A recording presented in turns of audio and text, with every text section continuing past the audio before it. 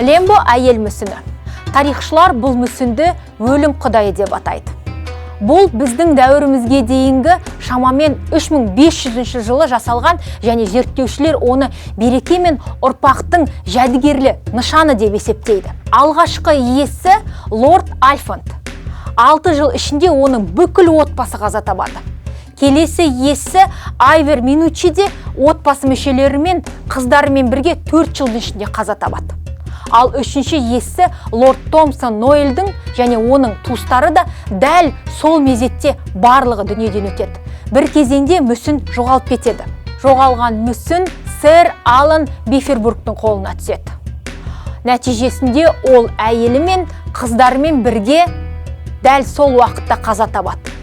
Тек Аланның екі ұлы ғана бұл мүсіннің қарғысынан аман қалып, Эдинбургтегі корольдік мұражайына өткізеді.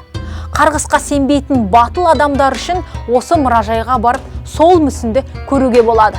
Қызық болса, лайк басуды ұмытпа.